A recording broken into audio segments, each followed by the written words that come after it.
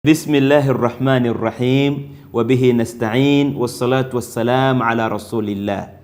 Sisters and brothers, assalamu alaikum wa rahmatullahi wa barakatuhu. I would like to start by expressing my regret for not being able to talk to you directly. I have to talk to you by video because of circumstances beyond my control. My discussion today is about medical ethics from the Islamic perspective. I feel that the time has come that Muslim physicians and nurses and other health professionals should understand medical ethics from an Islamic perspective and also try to disseminate this perspective as much as possible, because our profession is facing a lot of ethical problems today. And these problems are going to increase as medical technology comes up with new technologies that challenge existing moral understandings, moral principles. We need to be able to say what is the Islamic point of view about these technologies. Ethics in the Western world is based on various theories, it's based on various principles. I've been studying them for the past 20 years or so, and I found that there were gaps in these theories and these principles. I do not want to go into the details of what these gaps are. I have written about them. You can read on my website.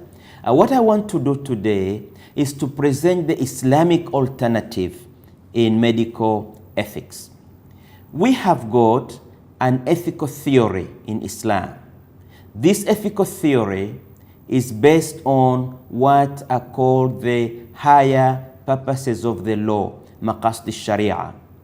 So the maqasid al-sharia are a theory that enables us to tell what is right, what's wrong, what's moral, what's not moral.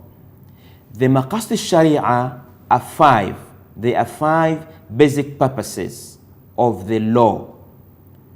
And if we practice medicine, fulfilling them or not contravening them, we are practicing medicine in an ethical way that is accepted by Islam. What are these five purposes? The first one is called hifdhuddin, protection of the deen or of morality.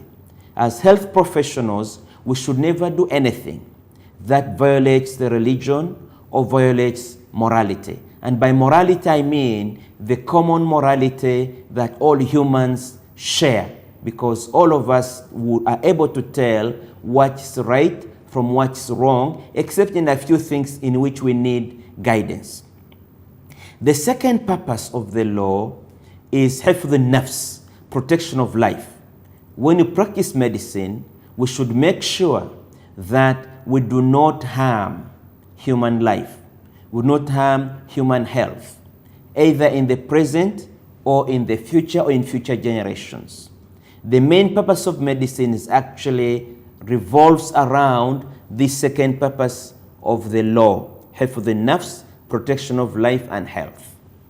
The third purpose of the law that's part of this theory or ethical theory of Islam is hifdh al-nasl, protection of lineage, family. So when we talk about pediatrics, we are fulfilling this purpose of the law. Obstetrics, we are fulfilling this purpose of the law. Taking care of children, we are fulfilling this purpose of the law. Making sure that the families stay together and survive, we are fulfilling this purpose of the law, hifdh al-nasl. The fourth purpose is hifdh al-aql, protection of the mind. The human being is different from other creations of Allah subhanahu wa ta'ala in that he has got a mind with a limited freedom. So the human has to use their mind very well and correctly. Now, if this mind is sick due to mental illnesses or due to diseases of addiction, it cannot function as Allah wanted it to function. So any treatment of mental illnesses treatment of stress, treatment of addiction fulfills this fourth purpose of protection of the mind, or hifdh al-aql. The fifth purpose of the Sharia is hifdh al-mal, protection of resources. Medicine fulfills this in various ways. First of all, by treating patients so that citizens become healthy, they become productive. This contributes to the wealth of the country. But also in the hospital and other healthcare facilities, we need to conserve resources and make sure we do not waste anything that is needed for treatment of other people. So these are the 5 purposes or maqasid sharia that are the theory that will guide us to see what is right and what's wrong, what is ethical and what is not ethical. Let me emphasize at this point a crucial difference between the way we look at ethics and law in the Islamic perspective and how in the West they look at ethics and law. In the West, ethics and law are 2 separate disciplines. And the reason for this is that during the Renaissance, about 400 years ago, 600 years ago, there was a separation, what we call secularization. There was a separation between religion, which is the source of morality, and public life and public law or positive law. When, in the recent years, medical technology came up with issues that require moral judgment, the law that has been developing in the Western world over the past several centuries was not able to deal with these issues. Therefore, the discipline of ethics became prominent in order to handle these ethical or moral issues because they were not provided for in the positive law that is known. In Islam, we do not have this problem. In fact, the word ethics, translated in Arabic as akhlaqiyat, should not exist if we speak strictly. Because in Islam, our law, the Sharia, is all encompassing. It has got the positive law, but also has got the moral guidelines. So when we talk about medical ethics, we basically are talking about the Sharia. It has provisions for any problems that we may come across as we practice medicine in the hospital and other healthcare facilities. Now, I want to go on to talk about ethical principles that we use in our profession, again, from the Islamic perspective. They are very encompassing and very wide and very practical and very robust. The first principle is the principle of intention, qadat al-qasd. It means that whatever you do is judged by the intention behind it.